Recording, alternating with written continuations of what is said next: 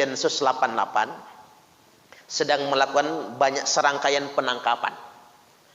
Bahkan di Lampung, Yayasan Abdurrahman bin Auf digerebek ya. Di Wai Halim itu ada ruko yang mereka sewa, ada ratusan kotak amal yang katanya itu kotak amal, kotak infak untuk kepentingan rumah tahfiz dan lain sebagainya, ternyata digunakan untuk mendanai kegiatan terorisme. Penangkapan di Wai Halim, penggerbekan di Prengsewu kan, termasuk kepala sekolah SD negeri di Pesawaran, termasuk yang di Sukarame, Sukabumi ya, yang punya bengkel yang ditangkap itu. Dan hari ini kemarin ada penangkapan terhadap 3 ustadz malahan, yang diantaranya itu 2-nya adalah pengurus Majelis Ulama Indonesia Pusat, bahkan salah satunya itu anggota Komisi Fatwa Majelis Ulama Indonesia Pusat. Ya, terkait ini bagaimana respon kita semua? Jadi sebetulnya saya ingin tegaskan, jangan terpengaruh dengan simpang siur informasi. Densus 88 itu fungsinya di penegakan hukum, penindakan Pak. Jadi kalau Densus sudah melakukan penindakan, berarti ada bukti yang mencukupi. Kita jangan berasumsi, itu jangan berasumsi. Sudah ada bukti. Bedanya hukum Indonesia sama hukum Arab apa? Hukum Arab itu orang masih mikir udah ditangkap. Itu hukum di Arab. Hukum di Arab itu orang baru mengkritik sudah dieksekusi. Kalau di Arab Saudi itu kan begitu, mengkritik kerajaan langsung dieksekusi Pak. Mengkritik raja, kerajaan langsung dieksekusi. Orang punya pemikiran tuh ingin melawan negara, langsung dihukum. Kalau di Indonesia nggak bisa. Di Indonesia itu sekeras apapun orang ingin melawan negara, kalau belum ada tindakan apapun dia nggak bisa dihukum. Makanya saya berbaik sangka Densus 88 melakukan penangkapan karena memang sudah ada bukti pendahuluan. Bukti itu akurat, yang bisa dibuktikan di pengadilan, bukan sesuatu yang mengada-ngada. Itu yang pertama ya. Jadi kita bukan ahli hukum, maka kita tidak boleh berasumsi dalam hukum. Tapi percayalah, itu penindakan.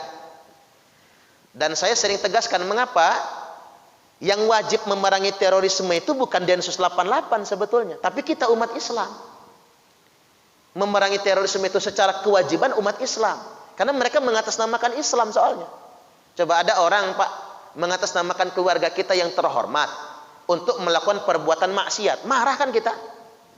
Nah ada orang melakukan perbuatan kriminal mengatasnamakan agama Islam, ya kita yang harus marah, kita yang harus memeranginya. Densus 88 hanya melakukan penindakan karena sudah ada bukti pendahuluan. Makanya hati-hati sekarang nyumbang itu, panjenengan transfer ke yayasan tertentu, tidak jelas misalnya, itu ternyata digunakan dananya untuk kegiatan terorisme, panjenengan bisa ditetapkan tersangka penyandang dana terorisme. Makanya harus hati-hati. Sudah ada Pak soalnya sahabat saya jadi tersangka hanya gara-gara dia nggak tahu kalau ngirim ke sana itu untuk kepentingan terorisme, dibohongin, kirain itu rumah tahfiz gitu kan, untuk pondok pesantren, ternyata untuk kegiatan terorisme. Nah agar tidak bingung secara normatif, pada kesempatan kali ini saya ingin sampaikan, emang terorisme itu ada Ustaz? Jawabannya ada. Nabi yang sudah mensinyalir Pak. Terorisme itu disebut oleh para sahabat dengan istilah khawarij. Itu kaum khawarij kalau zaman dahulu. Jadi umat Islam itu harus menyadari ada memang terorisme itu dan parasit di dalam Islam, dan harus kita perangi. Jangan sampai ada orang Islam membela teroris gitu, lalu menyudutkan Densus 88, kebalik itu. Jangan sampai sedemikian rupa. Baik, saya bacakan beberapa nas terkait tentang perkara ini. Nabi sallallahu alaihi wasallam telah bersabda, sayakhruju qaumun fi akhiriz zaman. Akan keluar sekelompok orang nanti di akhir zaman. Ini sayakhruju. Ini fi'il mudhari' Pak. Kemasukan sin ditolak. Sayakhruju. Berarti kalau bahasa kitanya begini, pasti akan keluar pada akhir zaman. Jadi ini bukan ramalan, bukan kemungkinan, tapi sesuatu yang pasti terjadi. Dan kapan waktunya? Nabi sudah mengatakan fi akhir zaman, di akhir zaman. Ya sekarang ini sebetulnya. Sayakhruju qaumun fi akhir zaman, akan keluar sekelompok orang di akhir zaman. Al-ahdatul asnan, usia mereka masih muda-muda. Keberaniannya kelihatan, semangatnya menggelora. Usia mereka masih muda-muda. Sufahaul ahlam, tapi sayang, otak mereka rusak. Jadi ada yang menerjemahkan sufahaul ahlam itu bodoh, tidak ngerti agama. Iya juga, Pak. Rata-rata yang jadi teroris itu bukan anak pondok, bukan anak pesantren, bukan yang dalam belajar agama, bukan. Rata-rata pondoknya juga mak jelas, yang kayak gitu tuh. Orang-orang yang pada dasarnya bodoh dalam perkara agama, sufahaul ahlam. Kemudian yang berikutnya, yaquluna min qauli khairil bariyah. Mereka selalu berkata, ucapan-ucapan mereka, perkataan-perkataan mereka, kata Nabi, mengatasnamakan perkataan khairul bariyah. Selalu berdasarkan Al-Quran dan Sunnah. Khairul bariyah itu nama Nabi, Pak, gelar Nabi. Selalu mengatasnamakan perkataan Nabi. Nah, kita ketipunya di situ. Ngelihat semangat mereka yang membara, selalu bicaranya Quran Sunnah, Quran Sunnah. Seakan-akan mereka tuh ahli betul Quran Sunnah. Padahal mereka nggak ngerti apa-apa. La yujawizu imanahum hanajirahum. Padahal iman mereka itu tidak pernah melintasi kerongkongan mereka. Mereka teriak agama cuman di mulutnya saja. Mereka berkata Quran, Quran tidak mereka pahami. Mereka ngerti hadis padahal mereka bicara hadis tapi mereka nggak ngerti hadis. Yamrukuna minad dini kama yamruku sahmu minar ramiyah. Mereka akan keluar dari agama ini seperti anak panah keluar dari busurnya. Sahabat sempat nanya, Pak, apa maksudnya? Mereka hari ini mereka mengaku beriman, sholat bersama kalian dalam satu shaf, kata Nabi. Besok mereka akan mengkafirkan kalian dan menghalalkan darah kalian. Nanti sifat teroris begitu, Pak. Yang nggak sepaham sama dia halal darahnya. Pemerintah yang menyimpang halal darahnya. Yang namanya pemerintah, Pak, nggak sempurna. Kita juga kalau jadi presiden belum tentu sempurna, betul nggak kira-kira? Kita aja kalau jadi gubernur jangan-jangan korupsi kan? Yang namanya kekuasaan nggak ada yang sempurna. Nah, tapi mereka mengkafirkan dan menghalalkan darah. Hari ini mereka sholat bersama kalian, besok mereka akan menghalalkan darah kalian. Wa yaqtuluna ahlal Islam, dan mereka akan mengorbankan perang terhadap sesama orang Islam sendiri. Fa aina malaqitumuhum faqtuluhum. Maka dimanapun kalian jumpai mereka, kata Nabi, faqtuluhum, maka perangilah mereka. Ada perintah dari Nabi. Dimanapun kalian jumpai mereka, perangi mereka. Fa inna fi qatlihim ajran liman qatalahu yaumal qiyamah. Karena sesungguhnya memerangi mereka itu pahalanya gede banget bagi yang memeranginya pada hari kiamat. Jadi pahala yang paling besar itu Densus 88. Karena mereka lah yang memerangi teroris sebetulnya. Sangat besar pahalanya pada hari kiamat nanti. Ini tercantum dalam kitab Sahih Bukhari dan Sahih Muslim. Itu hadis pertama. Hadis yang kedua. Nabi bersabda, yakhruju qaumun min ummati. Akan keluar sekelompok orang dari umat, di tengah-tengah umatku, kata Nabi. Yaqra'unal Qur'an, mereka semua fasih membaca Al-Qur'an. Jangan dikira, Pak, Khawarij terminologi lampau, teroris dalam terminologi modern, itu baca Qur'annya fasih-fasih. Mereka semua membaca Al-Qur'an dan fasih-fasih. Bahkan mereka kadang kedoknya rumah tahfiz. Makanya hati-hati juga masukin anak ke rumah tahfiz itu. Karena ada rumah tahfiz yang memang mengajarkan Quran. Ada yang menjadi kedok terorisme. Karena dulu Khawarij yang ganas namanya Abdurrahman bin Muljam, Pak. Yang membunuh Imam Ali itu hafal Quran 30 juz. Yang bunuh Imam Ali itu hafal Quran. Imam Ali sedang mengimami sholat subuh, ditikam lehernya. Dan Abdurrahman bin Muljam ini sebelum dihukum mati disuruh taubat, nggak mau. Kata Abdurrahman bin Muljam, ngapain saya taubat? Uang saya nggak pernah berbuat dosa kok. Anda kan membunuh khalifah, ya khalifah wajar dibunuh, dia kafir soalnya. Sudah melanggar syariat Islam. Segitunya mereka itu, Pak. Akhirnya dipotong tangannya, masih nggak mau taubat. Potong kakinya, nggak mau taubat. Potong telinganya, nggak mau taubat. Dicongkel matanya, belum mau taubat. Dipotong lidahnya, baru nangis dia. Saya nggak bisa lagi menyebut nama Allah kalau dipotong leher itu lidah. Tapi tetap nggak mau taubat. Makanya matinya dalam keadaan su'ul khotimah. Nanti ada bahasanya untuk mereka tentang su'ul khotimahnya orang-orang Khawarij. Nah, mengapa mereka itu merasa benar sendiri? Karena memang mereka itu, Pak, enggak berbuat maksiat. Kecuali itu perbuatan maksiatnya. Mengkafirkan yang enggak segolongan sama dia dan menghalalkan darah orang lain dengan mudah. Kan Ustadz, teroris kan ngebomnya gereja, termasuk gereja. Ngebom non muslim enggak boleh juga. Kan ada hadisnya, man qatala nafsan muahidan lam yarah raihatal jannah. Barang siapa yang membunuh jiwa muahid. Jiwa muahid kan non muslim, bukan orang muslim. Yang dia sudah menyerah sama kita atau dia bertetangga dengan kita, mustakman ya. Orang yang sudah bertetangga sama-sama warga negara. Barang siapa yang membunuh jiwa non muslim, kata Nabi, lam yarah raihatal jannah, maka dia tidak akan mencium baunya surga. Jangankan surganya, baunya pun dia tidak akan dapatkan. Apa salahnya agama lain kok dibom tempat ibadahnya dan lain sebagainya? Saya balik lagi, akan keluar sekelompok orang di tengah umatku, kata Nabi, yang mereka itu membaca Al-Quran. Laisa qira'atukum ila qira'atihim bisai. Bacaan Quranmu enggak ada apa-apanya dibandingkan dengan bacaan Quran mereka. Ini jelas banget Pak kalimatnya. Wala salatukum ila salatihim bisai. Salat kalian tidak ada apa-apanya dibandingkan dengan salat mereka. Wala siyamukum ila siyamihim bisai. Puasamu tidak ada apa-apanya dibandingkan dengan puasa mereka. Bahkan kata Nabi, salah seorang di antara kalian minder kalau membandingkan ibadahnya dengan ibadah mereka semua. Annahum kilabunar, kilabunar, kilabunar. Sesungguhnya mereka itu anjing-anjing neraka, anjing-anjing neraka. Ini hadis paling kasar ini Pak. Nerjemahnya aja nggak enak. Atau yang diterjemahin itu kiri-kiri neraka, atau segawan-segawan neraka. Ini Sahih Muslim, coba dicek tuh. Sahih Muslim nomor hadis 1773 tentang orang Khawarij. Jadi mereka itu pakar Quran, bacanya fasih, salatnya rajin, puasanya rajin, tapi mereka dikatakan oleh Nabi anjing-anjing neraka. Nah, kita ingin ungkap sebab-sebabnya apa? Sebab-sebabnya satu, mereka mudah mengkafirkan orang lain. Sebabnya satu. Jadi mengkafirkan sesama orang Islam. Padahal kata Nabi, al-kufu amman qala la ilaha illallah la nukaffiruhu bidambin wala nukhrijuhu minal islami bi'amalin. Hati-hati kata Nabi terhadap orang yang masih mengucapkan kalimat la ilaha illallah. Jangan mengkafirkannya walaupun dia berbuat dosa.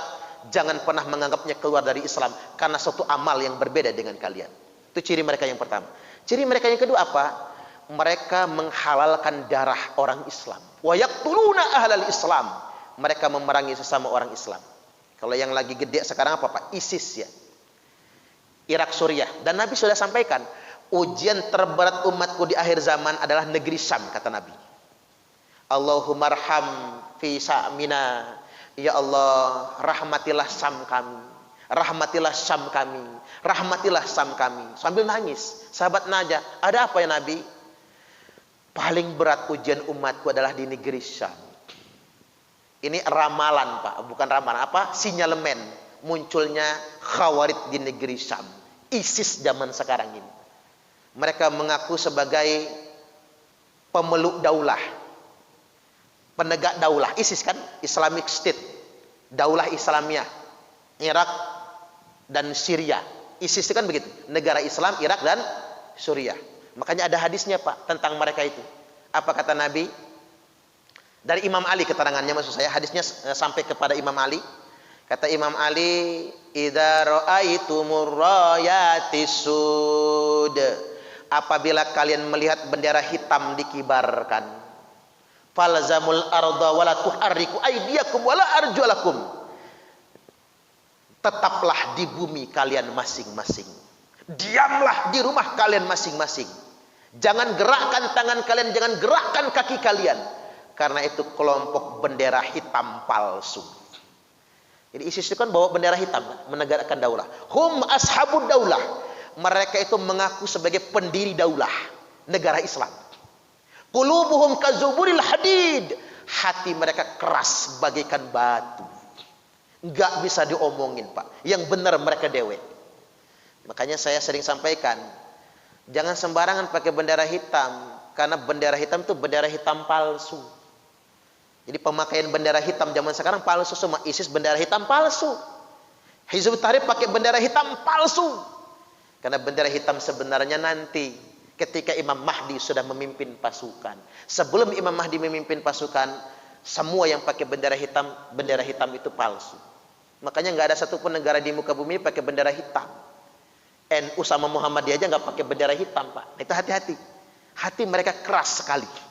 Jadi ciri mereka akhirnya mereka ingin menegakkan negara Islam dan mereka akhirnya memerangi pemerintah Muslim itu sendiri. Coba Timur Tengah itu hancur lebur sampai sekarang, Pak. Amerika sama Yahudi tinggal tepuk tangan itu, nonton aja Israel. Mestinya orang Timur Tengah itu perang melawan Israel. Israelnya nyantai, orang Islamnya perang saudara. Karena gara-gara perkara yang semacam ini. Jadi itu sebab yang kedua. Sebab yang ketiga, mereka memberontak negaranya sendiri. Makanya Abu Dzar Al-Ghifari pernah bertanya kepada Nabi, ya Rasul, kalau aku dihadapkan dengan pemerintah yang zalim, bolehkah aku menghunus senjataku terhadapnya? Kata Nabi, enggak boleh. Tapi mereka tuh zalim ya Rasul, enggak boleh. Kalau kamu enggak tahan, kata Nabi, masuk hutan, jangan nyampur orang banyak. Selamanya umatku tidak boleh menghalalkan darah pemimpinnya. Apa maksudnya, Pak? Rusak negara, Pak, kalau semua orang boleh menghalalkan darah pemimpinnya. Makanya muncul hadis Nabi, man mata walaysa fi unuqihi bai'atun mata mitatan jahiliyah. Barang siapa yang matinya dalam keadaan memberontak kepada pemerintahnya, maka matinya mati jahiliyah, bukan mati dalam keadaan musyrik. Nah, ini yang harus kita antisipasi sebetulnya. Jangan sampai kemudian kita kejebak.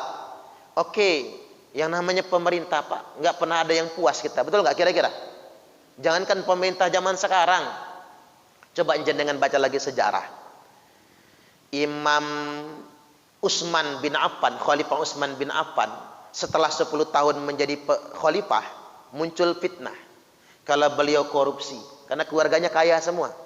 Dan rata-rata gubernur diangkat dari saudaranya. Maka muncul demo besar-besaran di Madinah. Orang Mesir yang demo. Yang puncak demo itu sampai Khalifah Utsman terbunuh.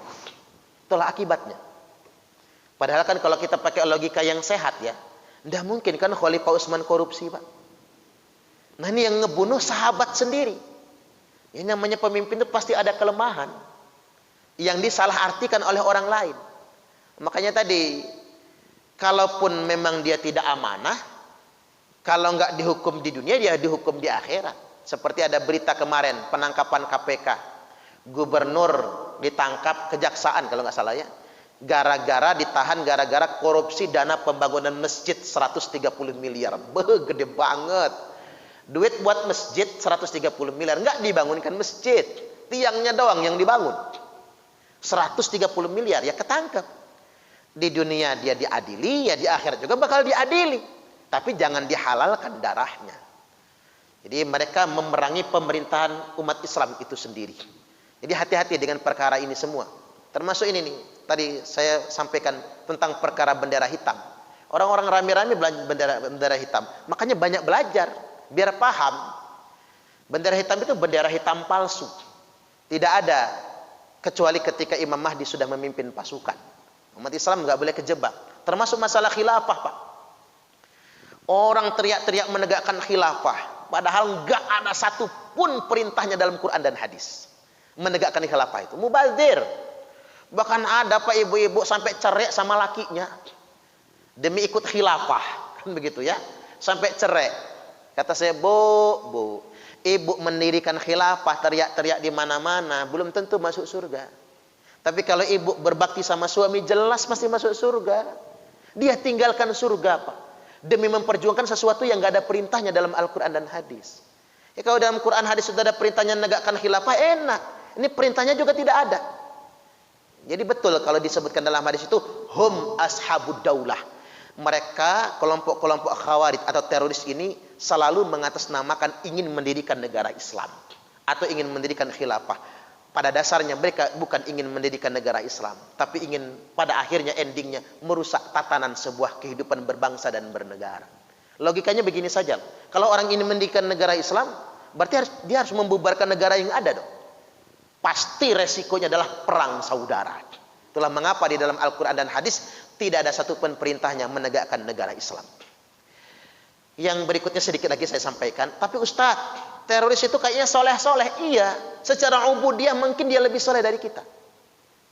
Bahkan Pak, saya banyak nyelamin para teroris itu. Kalau diskusi sama mereka itu TV haram. Kalau kita kan TV nggak haram. Sesekali mata kita masih ngelihat cewek yang bahenol itu kan, ngelihat iklan di TV. Mereka tuh TV haram, rokok haram, haram semua. Supermie aja nggak mau makan mereka itu. Haram semua Pak, gambar haram. Kalau dari segi kesolehan, lebih soleh dia mungkin dari kita. Makanya kata Nabi, kalian kalau dibandingkan sama ibadah mereka pasti minder, kata Nabi. Tidak ada apa-apanya sholat kalian dibandingkan dengan sholat mereka, kata Nabi. Tidak ada apa-apanya puasa kalian dibandingkan dengan puasa mereka. Penyakit mereka itu cuma satu. Mereka merasa dirinya paling benar, lalu mengkafirkan orang yang gak sepaham sama dia. Itulah penyakitnya sebetulnya. Itu masalahnya di kelompok khawarij atau teroris itu. Bahkan begini Pak, saya ceramah kemarin di lapas kelas 2A Metro, kecele saya Pak. Ternyata di sana ada 4 napi teroris ternyata. Ngamuk dia saya ceramahkan begini. Sampai tahanan yang lain itu berdiri semua menggebukin teroris itu. Jangan digebuk kata saya. Mereka ini otaknya yang rusak.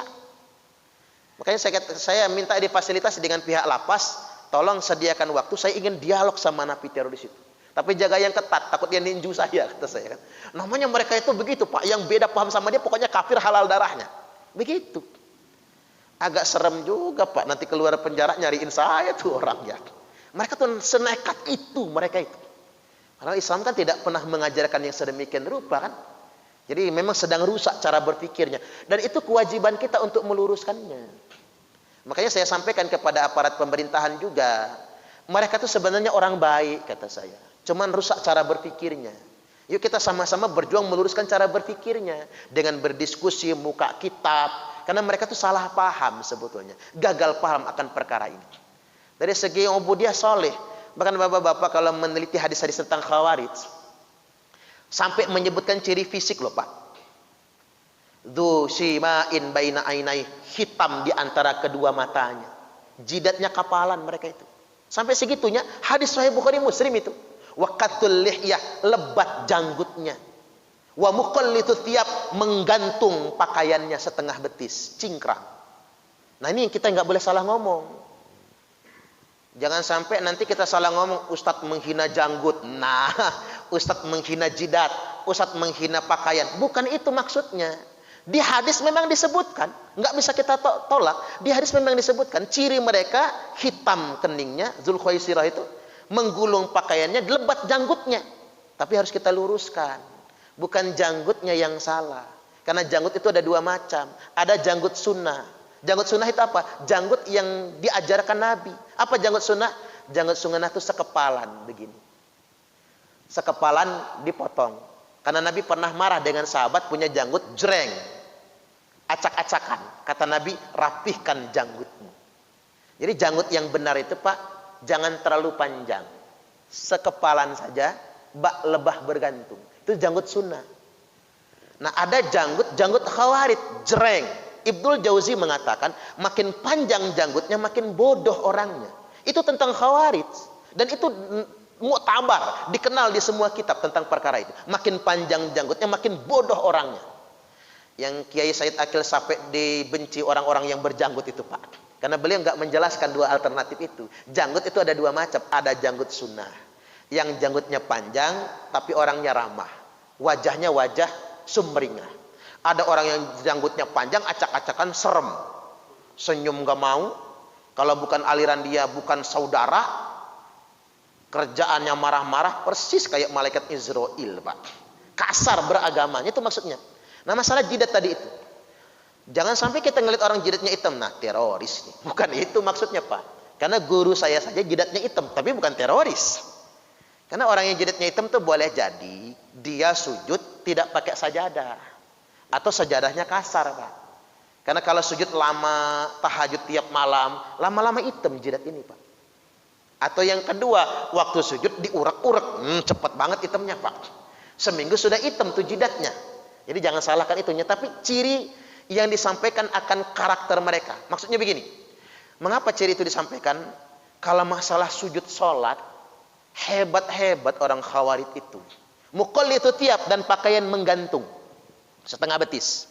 Pakaian menggantung ini pakaian yang disukai Nabi. Karena Nabi nggak suka kan dengan yang isbal. Mengapa Nabi nggak suka sama yang isbal? Karena dulu kebudayaan orang Arab, kalau pakaian sudah di bawah mata kaki, apalagi nyengser di tanah, itu dua kemungkinan, Pak. Kalau nggak bangsawan, orang kaya tuh.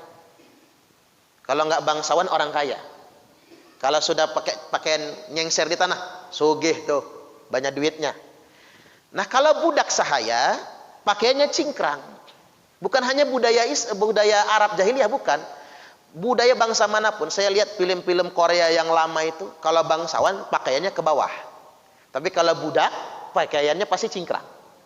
Budaya Eropa, budaya Barat, budaya Cina, budaya Korea, zaman dahulu kalau orang kaya pakaian yang di tanah, tapi kalau sahaya cingkrang. Nah, Nabi sebagai utusan Allah tidak mau yang sombong begitu. Makanya kata Nabi, barang siapa yang memanjangkan pakaian sampai di bawah mata kaki karena sombong, maka tempatnya di neraka. Karena sombong. Nah, di garis bawahi karena sombongnya. Nah, ada saudara muslim kita sampai hari pengen cingkrang, boleh silahkan. Lakukanlah yang sedemikian rupa. Ada saudara muslim kita enggak cingkrang, isbal, selama dia enggak sombong, enggak apa-apa. Karena yang dikatakan neraka itu bukan isbalnya, tapi karena sombongnya. Karena zaman sekarang identitas ekonomi dan kebangsawanan tidak lagi ditentukan dari pakaian. Zaman sekarang ditentukan oleh sepeda, mobil sekarang ini ya Pak ya. Sudah kayak gitu modelnya. Kalau sepedanya mahal, orang hepto misalnya. Enggak lagi bentuk sedemikian rupa. Nah, artinya juga jangan sampai orang mentang-mentang dia tidak isbal gitu, cingkrang, merasa dia ahli surga. Jangan pula. Saya ketawa, ada teman saya berdebat. Antum ini palanya surga, kakinya neraka katanya. Karena mengapa? Di kepala dia ada dia janggut, Pak. Ya, surga nih katanya. Ke bawah neraka, celananya isbal. Berdebatlah mereka berdua. Saya luruskan, kata saya, Nabi itu yang cingkrang bukan celana. Yang cingkrang itu komis, kemeja panjang. Kita nyebutnya apa? Gamis. Dan yang kedua wa izarun, dan sarungnya. Itu yang cingkrang. Di dalamnya ada sirwal, lapisan dalam. Nah, kita ini aneh gitu sama yang satunya. Antum ini pakai gamis enggak, pakai sarung tidak, tapi pakai sirwal cingkrang. Sirwal cingkrang itu kata Nabi pakaian Yahudi, bukan pakaian Muslim. Terdiam di akhirnya, Pak. Jadi antum nggak boleh merasa paling beriman, mentang-mentang pakai celana cingkrang, lalu anda merasa mengklaim masuk surga, gitu. Nggak boleh kata saya. Justru yang pakai celana cingkrang begini pakaian Yahudi. Langsung saya tunjukkan hadisnya, terdiam dia. Jadi kalau mau cingkrang bukan celana kata saya. Kalau mau cingkrang harus pakai gamis tambahin sarung. Harus sarung begini kalau mau cingkrang, atau pakai gamis, itu baru dicingkrangkan. Kalau celana doang, ini banyak PNS salah. Saya lihat banyak PNS yang ngisi di kantor tuh celananya pada cingkrang semua, senyum saja sayanya Pak. Ngaji itu yang tuntas gitu ya. Itu kan dia pegawai negeri sipil. Kalau saya jadi gubernurnya saya marah itu. Masa celana pakai setengah betis? Lu kan PNS. Harus belajar agama tuh yang tuntas. Yang dilarang Nabi isbal itu kan karena sombong. Ada ilatnya. Ulama sudah memfatwakan perkara itu semua. Baik, sekali lagi, walaupun di dalam hadis dikatakan gambaran fisiknya begitu, Khawarij itu, cuman yang saya ingin garis bawahi bukan itu. Perkara yang terpenting dari mereka adalah mereka mengkafirkan orang lain yang tidak sepaham, dan mereka menghalalkan darah, dan mereka ingin mengganti sistem negara. Artinya, terakhir ingin saya tegaskan, umat Islam tidak boleh ragu-ragu. Kita harus rapatkan barisan, Pak. Bahwasanya kita semua harus memerangi terorisme. Terorisme muncul bukan karena ketidakadilan, bukan. Terorisme muncul bukan karena tidak sejahtera, tapi karena keyakinan dan pemahaman yang salah. Loh, kok saya bisa berkata begitu? Rata-rata Pak, napi teroris itu berduit. Mereka kalau masuk penjara nggak mau makan yang disediakan oleh lapas, nggak mau. Mereka diantar berduit. Dan napi-napi yang lain mereka pinjemin duit. Nanti kalau nggak bisa mulangin, ya sudah nggak usah dipulangin, nggak apa-apa. Tapi kamu ikut saya. Ngebos mereka itu Pak. Rata-rata berduit. Bukan karena ketidakadilan juga. Mengapa sih berani mengatakan begitu? Teroris pertama dalam sejarah Islam itu namanya Dzul Khuwaisirah. Teroris pertama itu. Itu sudah ada sejak zaman Nabi. Nabi sedang membagikan ghanimah. Ada yang dilebihkan oleh Nabi. Ada yang dikasih porsi lebih banyak. Ada yang lebih sedikit. Berdirilah seorang sahabat namanya Dzul Khuwaisirah. Kata Dzul Khuwaisirah, "Ya Muhammad, i'dil." Wahai Muhammad, berbuat adilah karena Anda sudah tidak adil. Bayangin Pak, jenengan berani nggak sama Nabi nuduh nggak adil? Nggak berani kalau saya Pak, kualat. Tapi dia berani mengatakan Nabi tidak adil. Kata Nabi, kalau saya sudah nggak adil, gimana kalian? Kata Nabi. Orang yang paling adil di muka bumi ini ya saya. Ittaqullah ya Muhammad. Takut engkau sama Allah ya Muhammad. Kata Nabi, Fulan. Manusia yang paling takut dengan Allah itu ya saya. Kata Nabi. Masa kamu meragukannya? Orang ini bukannya minta maaf Pak. Langsung berdiri. Balik badan dia meninggalkan Nabi. Ya Khalid bin Walid enggak tahan Pak. Namanya dia panglima. Kata Khalid bin Walid, "Ya Rasul, izinkan saya nebas leher orang itu." Enggak sopan dia. "Jangan, da'hu, biarkan saja," kata Nabi. Da'hu. Biarkan dia, jangan. Nanti orang akan nuduh Muhammad mengeksekusi sahabatnya sendiri gara-gara beda pendapat. Kata Khalid bin Walid, tapi dia ngelunjak, "Benar ya Rasul." Dia beriman dengan lidahnya, tapi hatinya tidak beriman. Kata Nabi, "Cuman setelah aku tidak ada, orang kayak gini enggak satu jumlahnya, banyak," kata Nabi. "Dan kalian wajib untuk memeranginya. Tapi selama aku ada jangan," kata Nabi. Orang akan menuduh Muhammad membunuh sahabatnya sendiri nantinya. Karena mereka tuh soleh-soleh secara ubudiyah. Tapi setelah aku tidak ada, kata Nabi, tugas kalian memeranginya. Makanya itulah yang jadi alasan Imam Ali karamallahu wajhah memerangi kelompok Khawarij. Walaupun beliau sendiri mati ditikam oleh orang Khawarij.